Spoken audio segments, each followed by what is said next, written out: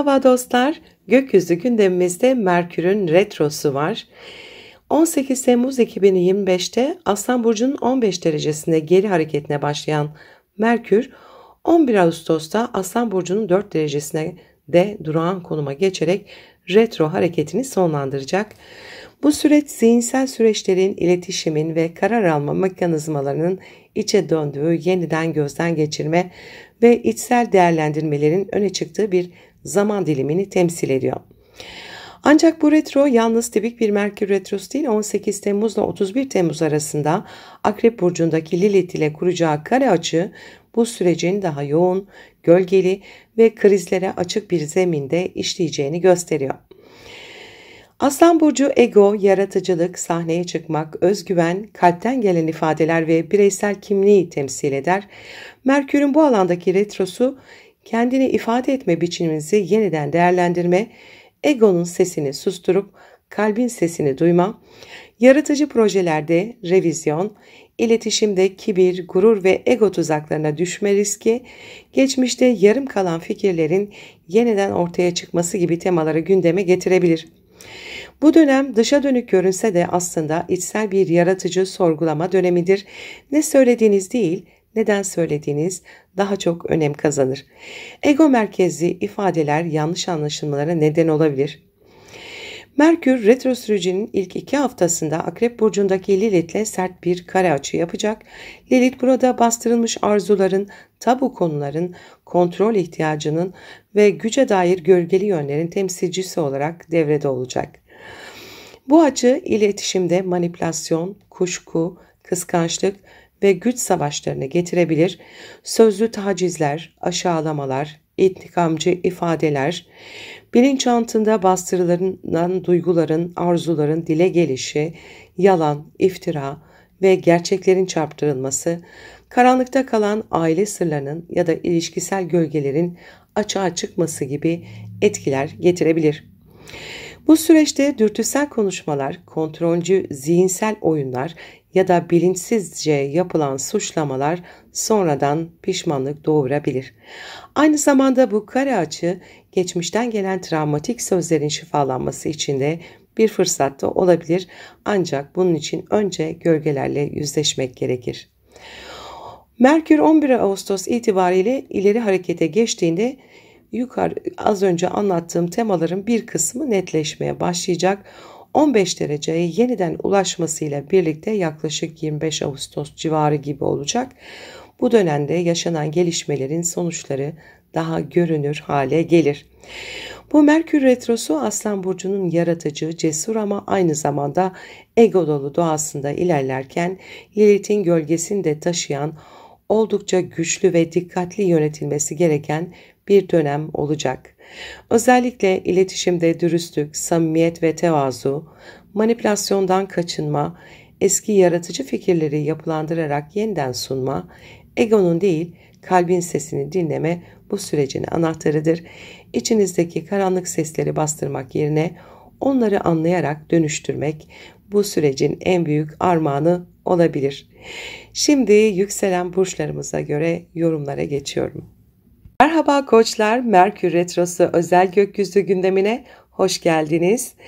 18 Temmuz'da Aslan Burcu'nun 15 derecesinde başlayan ve 11 Ağustos'a kadar sürecek olan Merkür retrosu sizin 5. evinizde gerçekleşiyor. Yani hayatın sahnesi diyebileceğimiz aşk, yaratıcılık, çocuklar ve kendinizi ifade etme alanında geçmişle yüzleşme, içe dönme ve farkındalık kazanma sürecine giriyorsunuz. Bu retro size şu soruları soruyor. Gerçekten neyi tutkuyla seviyorum? Kendimi ifade ederken gönülden mi konuşuyorum yoksa sadece görünmek mi istiyorum? Retro 5. evde gerçekleştiği için eski aşklar, geçmişte kalan flörtler ya da kalbinizi kırmış kişiler yeniden gündeme gelebilir. Bu karşılaşmalar sadece romantik anlamda değil, sizin kendinizi nasıl sevdiğinizle, aşkı nasıl yaşadığınızla da doğrudan bağlantılı olacak. Ancak dikkat etmek gereken bir durum var. 18 Temmuz'la 31 Temmuz arasında Akrep Burcu'ndaki Lilith'in Merkür'e yaptığı kare açı, aşk ilişkilerinde kıskançlık, güç savaşları, takıntı, Duygusal manipülasyon riskini arttırıyor. Bu süreçte başkalarının sizi kontrol etmeye çalıştığını hissedebilir ya da siz istemeden bir ilişkiyi baskılamaya başlayabilirsiniz. Aşkı yaşarken özgürlükle sahiplenme arasında denge kurmak çok önemli. Eğer sanatsal ve yaratıcı bir işle ilgileniyorsanız bu retro döneminde projeleriniz yavaşlayabilir ya da bazı geri dönüşlerle karşılaşabilirsiniz. Daha önce başlattığınız ancak tamamlamadığınız projelere dönmek için ideal bir zaman. İlham içe dönük bir yerden gelecek. Neşenizi ve özgüveninizi zedeleyen kalıpları kırdıkça yaratıcılığınız da özgürleşecek. Çocuk sahibi olan yükselen koçlar için bu dönem çocuklarla iletişimde bazı gerilimler ve anlaşmazlıklar getirebilir. Özellikle bastırılmış duyguların ortaya dökülmesi ya da eski meselelerin yeniden gündeme gelmesi olası. Dinlemek, anlamak ve yargılamadan yaklaşmak bu süreci sağlıklı yönetmenizi sağlar. Merkür 11 Ağustos'ta ileri harekete geçmesiyle birlikte ilişkilerde netleşme, projelerde ilerleme ve duygularınızı daha açık ifade etme dönemine giriyorsunuz. Ancak asıl çözülmeler 25 Ağustos civarında Merkür'ün retroya başladığı 15 dereceye yeniden ulaşmasıyla yaşanacaktır. Kalpten gelmeyen hiçbir söz size ait değil. O yüzden önce içinizle konuşun bu süreçte. Aşkta güç değil, şefkat kazandırır. Geçmiş yaraları yazıya, sanata, yaratıcılığa dönüştürün. Egoyu değil, içsel çocuğunuza kulak verin bu süreçte. Verimli bir retro süreci geçirmenizi dilerim. Sevgiyle kalın. Merhaba boğalar. Merkür Retrosu özel gökyüzü gündemine hoş geldiniz. 18 Temmuz'da Aslan Burcu'nun 15 derecesinde başlayacak olan Merkür Retrosu sizin doğum haritanızın 4. ev alanında gerçekleşiyor. Bu ev, aile, yuva, içsel güvenlik ve geçmiş köklerle ilgilidir. Retronun etkisiyle birlikte içe dönüyor. Aidiyet duygunuzu, aile ilişkilerinizi ve kendi iç dünyanızı gözden geçiriyorsunuz. Merkür Retrosu burada sizi durmaya, yavaşlamaya, ben nereden geliyorum? Nereye evim gibi hissediyorum sorusuna yanıt aramaya çağırıyor. Bu süreçte aile büyükleriyle ilgili geçmişten gelen meseleler yeniden gündeme gelebilir. Çocukluk anılarınıza bağlantılı bilinçaltı kayıtları tetiklenebilir. Özellikle ebeveyn figürleriyle ilişkilerde geçmişe dönük hesaplaşmalar olabilir. Kendinizi anlaşılmamış, duygusal olarak ihmal edilmiş ya da bastırılmış hissedebilirsiniz. Merkür Retrosu'nun Lilith'le yapacağı kare açı ki 18 Temmuz'da 31 Temmuz arasında Lilith'e kare yapacak Merkür. Özellikle aile içi gizlenmiş öfkeleri, tabu haline gelmiş konuları veya bastırılmış kadın figürleriyle ilgili gölgeleri açığa çıkarabilir. Bu dönem bir tür duygusal arınma fırsatı sunuyor. Ancak ani tepkilerden, laf sokmalardan, sessiz cezalandırmalardan kaçınmanız çok önemli.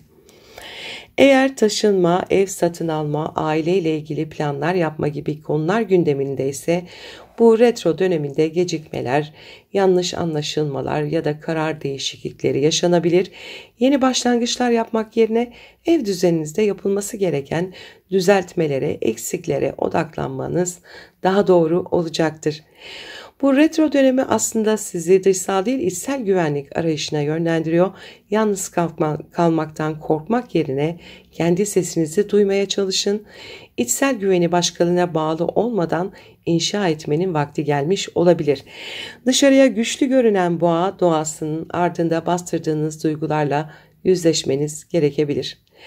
11 Ağustos itibariyle Merkür ileri hareketine geçtiğinde ailevi meselelerde daha açık net iletişim kurabilirsiniz. Evle ilgili konularda somut adımlar atabilirsiniz. Ancak en net farkındalıklar 25 Ağustos civarında Merkür tekrar 15 dereceye geri geldiğinde başlayacaktır. Bu retro sürecinde aile içinde duyulmayan, görülmeyen yanlarınızı ifade etmekten çekinmeyin. Sessizliğinizin arkasında hangi duyguların bastırıldığını keşfedin. Ev içi değişiklikleri bu dönemde yapmayın, yalnızca planlayın. İçsel çocuğunuzu dinlemek özgüveninizi kökten dönüştürebilir. Verimli bir retro süreci geçirmenizi dilerim. Sevgiyle kalın. Merhaba ikizler. Merkür Retrosu özel gökyüzü gündemine hoş geldiniz. Yönetici gezegeniniz Merkür 18 Temmuz'da Aslan Burcu'nun 15 derecesinde geri hareketine başlıyor. 11 Ağustos'ta Aslan'ın 4 derecesinde retro sürecini tamamlıyor. Bu retro sizin için diğer burçlara göre daha güçlü etkiler taşıyor. Çünkü hem yönetici gezegeniniz hem de 3. evinizde geriliyor. Bu alan iletişim, düşünme biçimi, yakın çevre, kardeşler, eğitim ve kısa yolculuklarla ilgilidir. Yani bu dönemde hem zihinsel dünyanız hem de günlük iletişim diliniz bir sorgulama ve yeniden yapılandırma sürecine giriyor. Merkür Retrosu Aslan Burcu'nda olduğunda ifade tarzınızda abartı, dramatik söylemler, kibirli çıkışlar veya ben merkezi anlatımlar gündeme gelebilir. Fakat Merkür geri harekette olduğu için sözler yanlış anlaşılabilir, kelimeler ters tepebilir ve bir anlık öfkeyle söylenen sonradan büyük pişmanlıklara dönüşebilir. Özellikle 18-31 Temmuz tarihleri arasında Merkür'ün Akrep Burcu'ndaki Lilith'le yapacağı kare açı iletişimde karanlık ve zehirli dilleri gündeme taşıyor. Bu süreçte kardeşlerle, yakın akrabalarla sert tartışmalar yaşanabilir. Dedikodu, iftira, laf taşımaya karşı dikkatli olun. Pasif agresif konuşmalar, ima dolu cümleler büyük kopmalara neden olabilir. Zihinsel takıntılar, paranoyak düşünceler ve kontrol ihtiyacı artabilir. Bu dönem zihninizi karanlık düşüncelerle beslememek için büyük bir farkındalık gerektiriyor.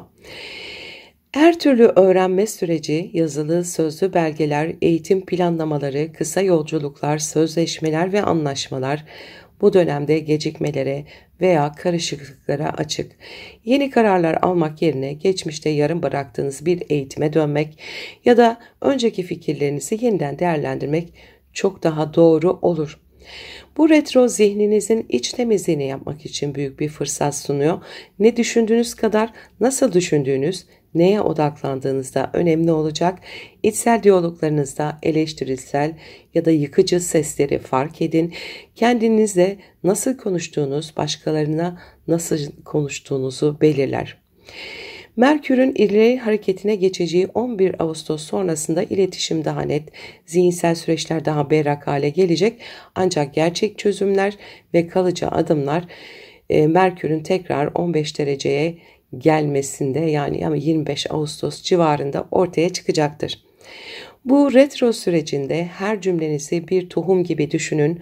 Ne ekiyorsanız onu biçeceksiniz. Karamsar senaryolara kapılmak yerine farkındalıkla yazın, çizin, konuşun. Kardeşler, kuzenler, komşularla geçmişten gelen küslükleri çözümlemek için fırsatları değerlendirin. Sosyal medyada ya da dijital platformlarda tartışmalara girmeyin. Gerilim büyüyebilir. Verimli bir retro süreci geçirmenizi dilerim. Sevgiyle kalın. Merhaba yengeçler, Merkür Retrosu özel gökyüzü gündemine hoş geldiniz.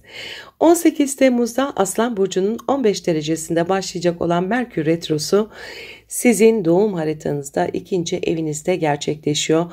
Bu ev para, gelir, maddi kaynaklar, özdeğer, kişisel yetenekler ve güvenlik ihtiyacınızla doğrudan ilişkilidir. Merkür bu alanda geri hareket ederken hem maddi konularda hem de içsel değer algınızda önemli farkındalıklar yaşamanıza neden olabilir. Bu dönem sizi şu sorularla baş başa bırakabilir. Ben neye değer veriyorum? Kendi emeğimin karşılığını alıyor muyum? Sahip olduklarım gerçekten beni güvende hissettiriyor mu? Merkür Retrosu gelir gider dengenizdeki aksaklıkları gözler önüne serebilir.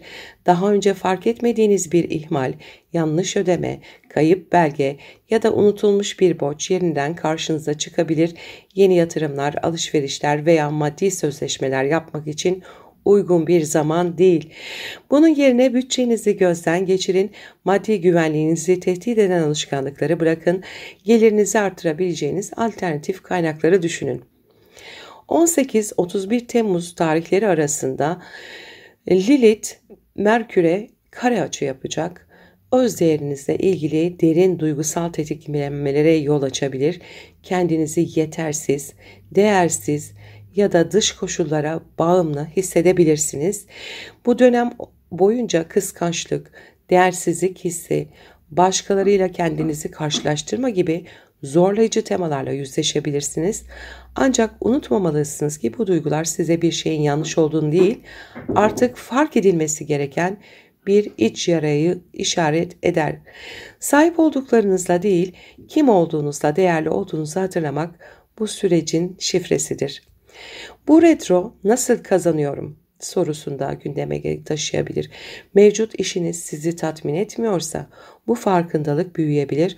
Aynı zamanda kendi yeteneklerinizi küçümseyerek ya da değersizleştirerek potansiyelinizi sınırladığınızı fark edebilirsiniz. Başkalarının onayına dayalı değil, içsel özdeğerinizle hareket etmek bu dönemin ruhuna uygun olur. Merkür'ün ileri harekete geçeceği 11 Ağustos sonrası maddi konularda daha netleşme başlayacak. Ancak gerçek toparlanmalar ve net kararlar Merkür'ün tekrar 15 dereceye kadar ilerlemesiyle yaklaşık 25 Ağustos civarı gündeme gelecektir. Bu retro sürecinde değerli olduğunuzu kanıtlamaya değil, hatırlamaya ihtiyacınız olacak. Maddi alışkanlıklarınızı gözden geçirin. Bilinçsiz harcamalardan uzak durun. Kimsenin sizi onaylamasına gerek duymadan kendinizi takdir etmeye başlayın. Öz değerini bilen insan neyin gerçekten kazanç olduğunu da bilir efendim. Verimli bir retro süreci geçirmenizi dilerim. Sevgiyle kalın. Merhaba aslanlar, Merkür Retrosu özel gökyüzü gündemindesiniz. Bu Merkür Retrosu sizin için çok özel çünkü hem yükselen burcunuzda hem de doğrudan birinci evinizde gerçekleşiyor. Bu kişiliğinizin dış dünyaya yansıma biçimini, kendinizi ifade etme tarzınızı, kararlarınızı, dış görünüşünüzü ve ben kimim sorusuna verdiğiniz cevabı doğrudan etkiliyor. Merkür 18 Temmuz'da 15 derece Aslan'da geri hareketine başlıyor. 11 Ağustos'ta 4 dereceye kadar gerileyerek burada durağanlaşıp ileri harekete geçecek. Bu dönem geçmişteki bir siz ile bugünkü siz arasında net bir yüzleşmeyi beraberinde getirir. Merkür Retrosu boyunca kendinizi nasıl ifade ettiğiniz, başkalarının sizi nasıl algıladığı, hatta kelime seçimleriniz ve beden diliniz bile gözden geçirme sürecine girecek. Kimi zaman yanlış anlaşılmalar yaşanabilir, söylediklerinizin tam tersi etkiler yarattığını fark edebilirsiniz. Ancak bu dönem sizi sessizliğe gömmek için değil, iletişim tarzınızı rafine hale getirmek için var. Özellikle ben merkezli, sert, çok iddialı ve abartılı anlatımlarınız geri tepebilir. Bu durum ben kendimi nasıl tanıtıyorum ve gerçekten içimdeki kişi mi sorusunu karşınıza getirebilir. 18-31 Temmuz arasında Merkür Akrep Burcu'nda Lilith ile kare açı yapacak. Bu dönem bastırdığınız öfke, görülmeme, anlaşılmama ve hatta reddedilme korkularınızı tetikleyebilir. Bu tetiklenmeler sizi içten içe sarstığı gibi dış dünyada da öfke patlamalarına, kimlik çatışmalarına veya alaycı hakaret içeren ifadelerle iletişim kazalarına neden olabilir. Bu açı aynı zamanda çocuklukta duyulmamış, bastırılmış bir iç sesin şimdi yükselebileceğini ve özgürleşmek için mücadele ettiğini de gösteriyor. Kendinizi susturmak ya da bastırmak yerine kelimelerinizi dönüştürerek kullanmayı öğrenmelisiniz. Bu retro fiziksel görünümünüz, stiliniz ve duruşunuzla ilgili konuları da gündeme getirebilir. Saç, makyaj, tarz değişiklikleri için pek uygun bir dönem değil. Özellikle 18 ve 11 Ağustos arasında imajınızı değiştirmek, tarzınıza radikal müdahalelerde bulunmak geri dönüşü zor pişmanlıklara yol açabilir. Merkür'ün ileri hareketine geçeceği 11 Ağustos itibariyle artık düşüncelerinizi daha özgüvenli, daha yumuşak bir dille ifade etmeye başlayabilirsiniz. Özellikle 25 Ağustos civarında benliğinizi daha net bir şekilde ortaya koyabileceğiniz önemli gelişmeler yaşanabilir. Özellikle Merkür tekrar 15 dereceye döndüğünde yani 25 Ağustos civarında benliğinizi daha net bir şekilde ortaya koyabileceğiniz önemli gelişmeler yaşanabilir. Bu retro sürecinde yanlış anlaşılmaları kişisel algılamayın. Geri çekilip kendinize şu soruyu sorun. Kendimi nasıl ifade ettim? Kimliğinizi başkalarının gözünden değil, kendi iç sesinizden değerlendirin. Öfke ve kibirle değil, bilgelik ve sıcaklıkla konuştuğunuzda çok daha güçlü görünürsünüz. Kişisel hedeflerinizi yeniden yapılandırmak ve dış dünyaya yeni bir vizyon sunmak için güçlü bir içsel dönüşüm dönemi olacak bu süreç. Verimli bir retro süreci geçirmenizi dilerim. Sevgiyle kalın. Merhaba Başaklar, Merkür Retrosu özel gökyüzü gündemine hoş geldiniz. Yönetici gezegeniniz Merkür 18 Temmuz'da Aslan Burcu'nun 15 derecesinde geri hareketine başlıyor ve 11 Ağustos'ta 4 dereceye kadar gerileyerek bu süreci tamamlıyor. Bu retro sizin için son derece içsel ve derin bir temaya işaret ediyor çünkü haritanızın 12. evinde gerçekleşiyor. 12. ev astrolojinin en gizemli ve görünmeyen alanıdır. Bilinç taşı, ruhsal geri çekilme, inziva, geçmiş yükler, travmalar, gizli düşmanlıklar ve iç dünyanızla bağlantılıdır. Merkür bu evde geri giderken zihninizin en derin katmanları uyanır. Bu retro dönemi boyunca zihinsel olarak çok fazla içe dönebilir, geçmişte yaşadığınız olayların, konuşmaların, kapanmamış defterlerin zihninizi meşgul ettiğini fark edebilirsiniz. Kimi zaman nedenini bile bilmediğiniz bir iç huzursuzluğu, dalgınlık veya yalnızlık duygusu size eşlik edebilir. Bu retro size açık bir mesaj veriyor. Zihnini sustur, iç sesini duy. Bilgi toplamak, konuşmak, detaylara odaklanmak yerine bu dönemde izlemek, anlamak, sezmek ve çözmek çok daha kıymetli olacak. Bu bilinç dışı bir arınma dönemi. 18 ile 31 Temmuz tarihleri arasında Merkür'ün Akrep Burcu'ndaki Lilith'le yapacağı kare açı, geçmişte üzeri örtülmüş, bastırılmış öfke ve güvensizlikleri su yüzüne çıkarabilir. Arkanızdan konuşulanlar, gizli kıskançlıklar ya da sessizce sürdürülen rekabetler bu dönemde sezgisel olarak fark edilebilir hale gelir. Fakat dikkat, bu dönemde duyduklarınıza, sezgilerinize veya rüyalarda gelen mesajlara hemen teslim olmadan önce gerçeklik filtresi uygulayın. Paranoya ve kuruntuya kapılma eğilimi artar bu dönemde. Bu dönem aynı zamanda ruhsal temizlik yapmak, geçmişi affetmek, zihinsel yükleri bırakmak için son derece uygundur. Meditasyon, dua, terapi, bilinçaltı çalışmaları, rüya günlüğü tutmak gibi uygulamalar size çok iyi gelebilir. Rüyalar bu dönemde sembollerle konuşur, göz ardı etmeyin. Merkür 11 Ağustos'ta ileri hareketine geçtiğinde içsel karışıklıklar da yavaş yavaş çözülmeye başlayacaktır. Ancak gerçek berraklık ve zihinsel tazelenme Merkür'ün tekrar 15 dereceye geldiği 25 Ağustos civarında tamamlamayla ortaya çıkaracaktır. Bu süreçte yalnızlıktan korkmayın. Bu dönem içsel dönüşüm için fırsatlar barındırıyor. Meditasyon, yazı yazmak, rüyaları yorumlamak bu süreçte zihninize ayna tutabilir. Her duyuma ya da kuruntuya kapılmak yerine gerçek sezgilerinizi dinleyin. Affetmek ve bırakmak zihinsel temizlik için en güçlü araçlardır. Verimli bir retro süreci geçirmenizi dilerim. Sevgiyle kalın. Merhaba teraziler, Merkür Retrosu özel gökyüzü gündemine hoş geldiniz. 18 Temmuz'da Aslan Burcu'nun 15 derecesine başlayacak Merkür Retrosu haritanızın 11. evinde gerçekleşiyor. Bu ev arkadaş çevresi, sosyal bağlar, dernekler, kulüpler, topluluklar, ortak idealler, gelecek planları ve kolektif hedeflerle ilgilidir. Bu retro sizin sosyal ağınızı, toplumsal hedeflerinizi ve aidiyet duygunuzu sorgulamanız için güçlü bir fırsat yaratıyor. Kimlerle birlikteyim? Gerçekten aynı yöne mi bakıyoruz? Birlikte hareket ettiğim insanlar hayallerimi destekliyor mu, engelliyor mu? Gibi soruların yanıtlarını arayacaksınız. Bu dönemde arkadaş çevrenizle aranıza mesafe girebilir. Eski dostlarınızla iletişiminiz yeniden canlanabilir ya da bazı arkadaşlıkların artık size hizmet etmediğini fark edebilirsiniz.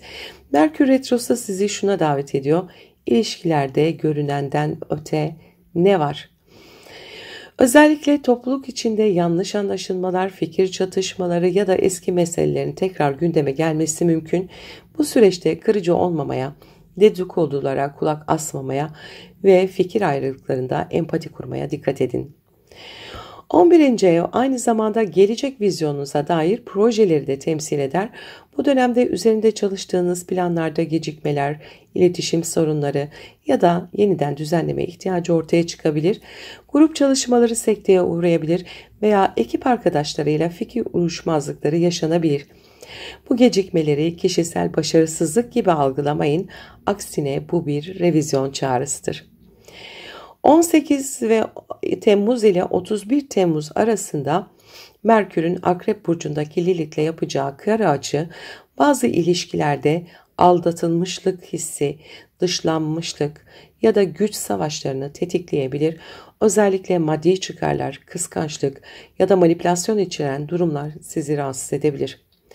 Kimi dostlukların artık hayal ettiğiniz bağları taşımadığını, bazı hayallerinde sadece geçmişte anlamlı olduğunu fark edebilirsiniz. Bu bir bitiş değil, ilerlemek için vedalaşma sürecidir.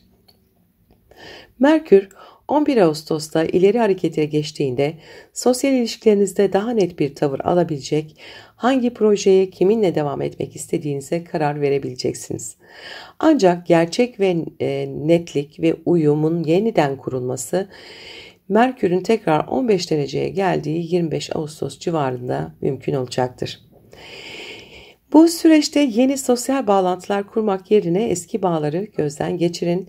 Kırgınlık ve güvensizlikle yüzleşmekten kaçınmayın. Çözüm orada yatıyor çünkü. Grup içinde kendinizi değersiz hissettiğinizde önce kendi değer aldığınıza dönün.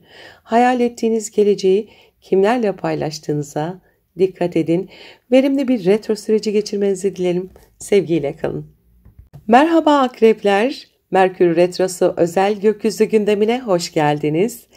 18 Temmuz'da Aslan Burcu'nun 15 derecesinde başlayacak olan Merkür Retrosu sizin için çok önemli bir noktada 10. evinizde, yani kariyer, toplum önündeki duruş, statü, otorite figürleri ve uzun vadeli hedeflerle ilgili alanda gerçekleşiyor.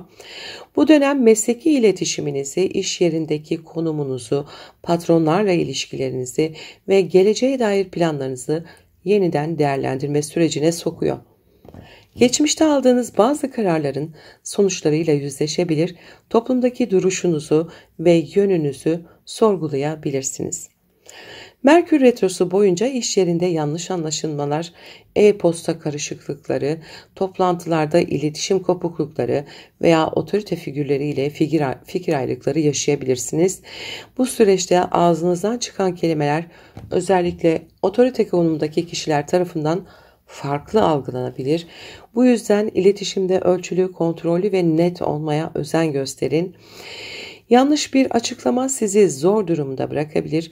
Göz önünde verdiğiniz mesajlar yanlış yorumlanabilir. Kamuya açık platformlarda konuşmalarınıza dikkat etmeniz gerekir. 18-31 Temmuz tarihleri arasında Merkür Akrep Burcu'nun Lilith'le kare açı yapacak. Bu sizin için ayrı bir önem taşıyor. Çünkü Lilith doğrudan yükselen burcunuzda yer alıyor. Bu dönemde bastırdığınız güç arayışı, kontrol ihtiyacı veya sezgisel olarak hissettiğiniz tehdit algısı daha da yoğunlaşabilir. Bu açı özellikle kadın figürlerle çatışma, gölgede kalmış kızgınlıklar, ben neden hak ettiğimi alamıyorum duygusunu tetikleyebilir. Toplumda kabul görmekle ilgili eski yaralar gündeme gelebilir.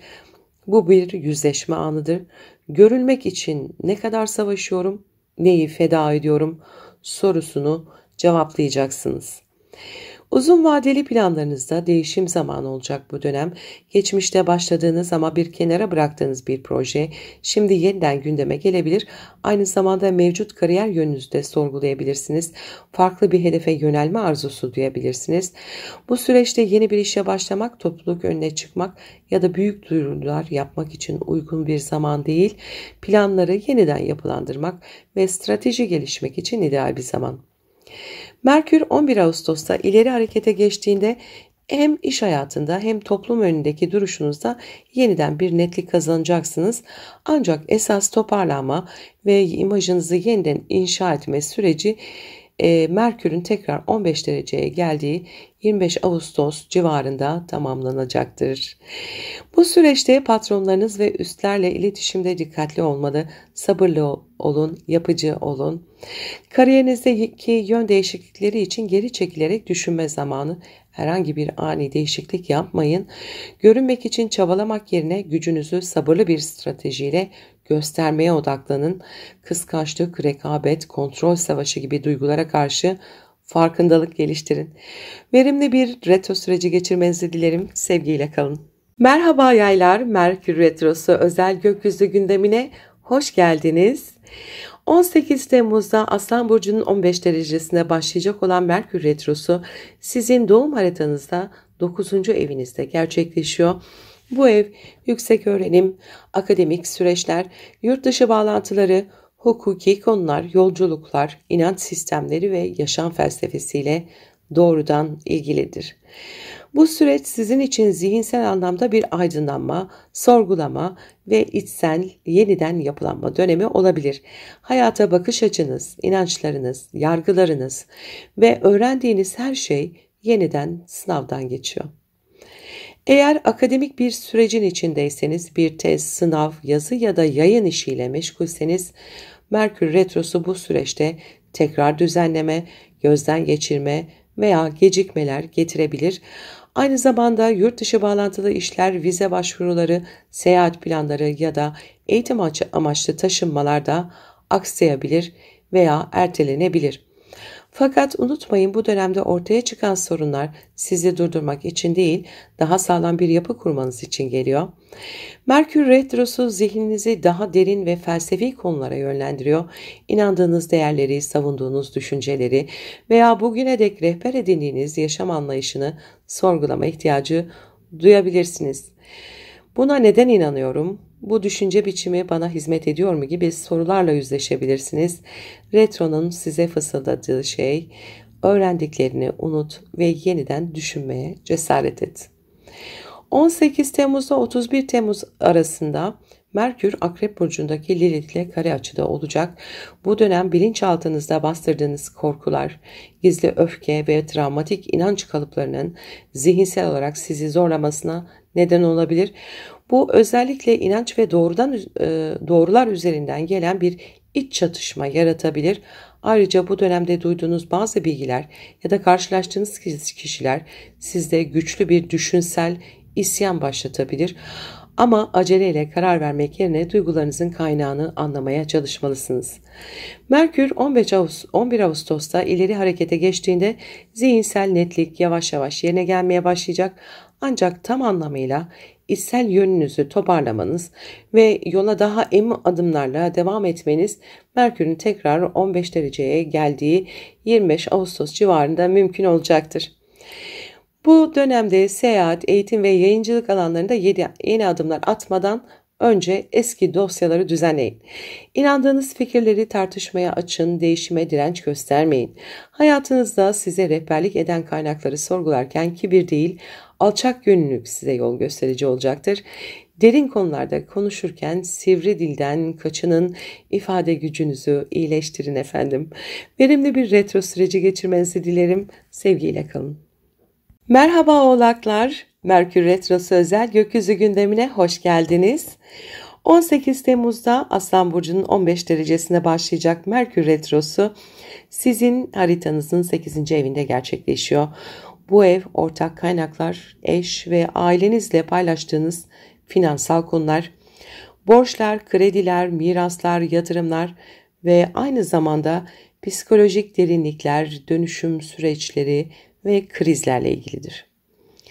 Bu retro dönemi sadece maddi anlamda değil, aynı zamanda duygusal ve ruhsal ve enerjisel düzeyde de sizi derinlemesine etkileyebilir. Gerçekten nereye bağlıyım, kimle neyi paylaşıyorum ve bu paylaşımlar bana ne hissettiriyor soruları merkeze oturabilir. Merkür Retrosu sırasında eşiniz, ortağınız veya ailenizle ortak finansal konular gündeme gelebilir. Eski bir borç hatırlatılabilir, geçmişte alınmış bir maddi karar yeniden değerlendirilebilir Vergi, sigorta, kredi başvurusu gibi alanlarda gecikmeler ya da belge karışıklıkları yaşanabilir. Yeni bir yatırım yapmak, kredi çekmek ya da borçlanmak için uygun bir dönem değil. Aksine geçmişle yüzleşme ve kaynaklarınızı daha dikkatli yönetme zamanıdır. Merkür Retrosu bu evde çalışırken sadece maddi değil, manevi ve duygusal paylaşımlarınızı da sorgulatır. İlişkilerde güven, sadakat, kontrol ve bağlılık konuları gündeme gelebilir. Bazı bastırılmış duygular, eski travmalar ya da çözülmemiş meseleler zihinsel olarak sizi meşgul edebilir. Bu dönemde terapiye başlamak, içsel yazılar yazmak, gölge yanlarınızı keşfetmek oldukça faydalı olacaktır. 18 Temmuz ile 31 Temmuz tarihleri arasında Merkür, Akrep Burcu'ndaki Lilith ile kare açı yapacak. Bu da sizin için sosyal çevreniz, arkadaşlıklar ve grup ilişkileriyle ilgili sert ve sarsıcı farkındalıklar getirebilir. Bir dostlukta kıskançlık, dışlanmışlık ya da gizli rekabet ortaya çıkabilir. Size ait olanı korumak, gücünüzü göstermek ya da görünmeyeni açığa çıkarmak isteyebilirsiniz. Ancak bu süreçte içgüdüsel öfkenin sizi yönlendirmesine izin vermemek gerekir. Bu açı aynı zamanda size şunu sorgulatacak: gerçek paylaşımlarımı kimlerle yapıyorum ve bu paylaşımlar gerçekten güvenli mi? Merkür 11 Ağustos'ta ileri harekete geçtiğinde gerek maddi konularda gerek duygusal paylaşımlarda daha net kararlar alabileceksiniz. Ancak gerçek dönüşümün tamamlanması ve güvenli adımlar atmanız Merkür'ün tekrar 15 dereceye geldiği 25 Ağustos civarında gerçekleşecektir. Bu süreçte eski borçları, unutulmuş ödemeleri ve finansal ortaklıkları gözden geçirin. Yeni borçlanmalardan kaçının. Maddi riskleri en aza indirin, derin duygusal meseleleri bastırmak yerine yüzleşin, güç savaşlarına girmeyin, duygularınızı tanımaya ve dönüştürmeye odaklanın efendim. Verimli bir retro süreci geçirmenizi dilerim, sevgiyle kalın. Merhaba kovalar, Merkür Retrosu özel gökyüzü gündemine hoş geldiniz. 18 Temmuz'da Aslan Burcu'nun 15 derecesine başlayacak Merkür Retrosu sizin doğum haritanızda 7. evde, yani ikili ilişkiler, evlilikler, ortaklıklar ve açık düşmanlıklarla ilgili alanda gerçekleşiyor. Bu retro süreci sizi ilişkilerdeki denge, anlayış, iletişim ve uyum konularını tekrar düşündürecek. Özellikle evlilik, uzun süreli birliktelikler ya da iş ortaklıkları ile ilgili geçmişte konuşulmuş meseleler yeniden gündeme gelebilir. Merkür Retrosu ilişkinizde daha önce konuşulmamış ya da çözülememiş konuların yeniden su yüzüne çıkmasına neden olabilir. Geçmişte yaşanmış kırgınlıklar, yanlış anlaşılmalar ya da yarım kalan konuşmalar şimdi yeniden ele alınmak isteyebilir. İlişkiniz varsa bu dönem eşinizle veya partnerinizle sağlıklı bir iletişim kurmaya gayret etmelisiniz. Gereksiz tartışmalardan, laf dalaşlarından, laf sokmalarından ya da duygusal manipülasyondan uzak durmak önemli. Eğer bekarsanız geçmişte yarım kalmış bir ilişki ya da eski bir partner bu dönemde yeniden karşınıza çıkabilir. Var olan işbirliklerinde, ortaklıklarda fikir ayrılıkları, imza gecikmeleri veya anlaşma metinlerinde düzeltmeler gündeme gelebilir. Yeni ortaklık kurmak için acele etmeyin. Önce şartları, iletişim dilini ve beklentileri netleştirin. 18 Temmuz'la 31 Temmuz tarihleri arasında Merkür, Akrep Burcu'ndaki Lilith ile kare açı içinde olacak. Bu etkileşim haritanızın tepe noktasında olan 10. evle bağlantı kuruyor. Yani ilişkileriniz ve toplum önündeki duruşunuz arasında bir gerilim yaratabilir. Bu süreçte partnerinizin veya ortağınızın sizin mesleki statünüzü veya itibarınızı nasıl etkilediğini daha fazla sorgulayabilirsiniz. Ayrıca toplum önünde nasıl göründüğünüzle birebir ilişkilerde yaşadığınız gerçeklik arasında bir çelişki fark edebilirsiniz. Lilith etkisiyle ilişkilerde güç mücadelesi, kıskançlık, kontrol arzusu, laf sokma ya da alttan alta biriken öfke duygusu tetiklenebilir. Karşılıklı projeksiyonlardan kaçınmak ve gölge yönlerinizi fark etmek büyük dönüşüm sağlayabilir.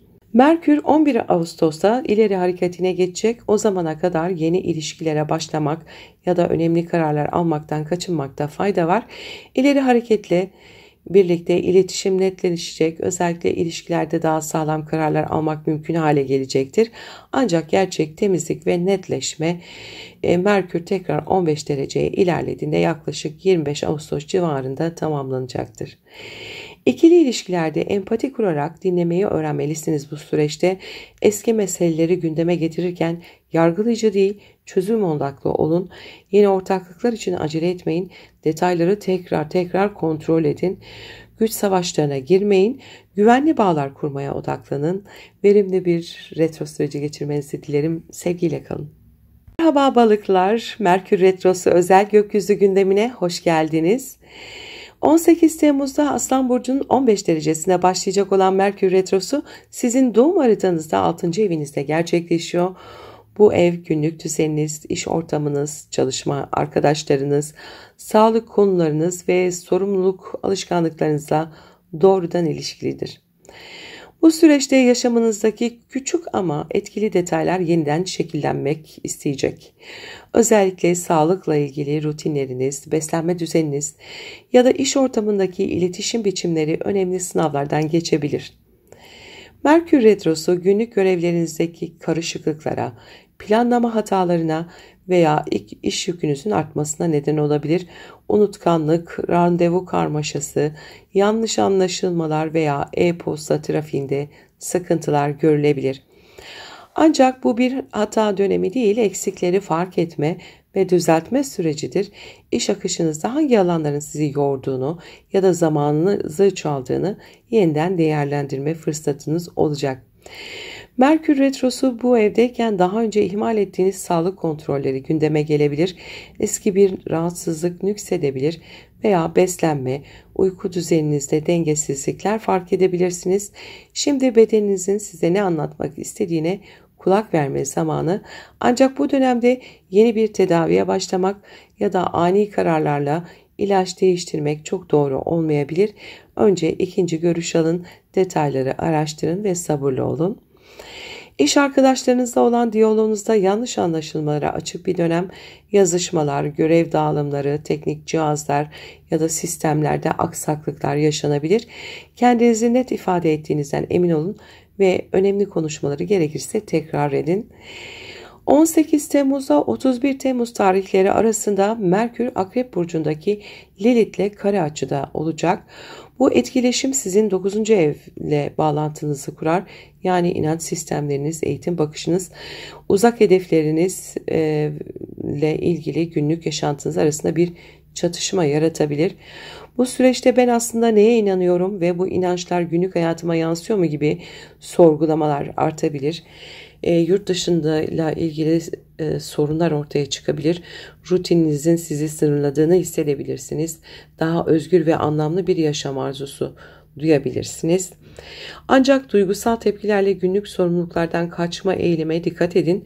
Bu kare aslında sizi hayatın içinde daha anlamlı bir düzen kurmaya davet ediyor olacak.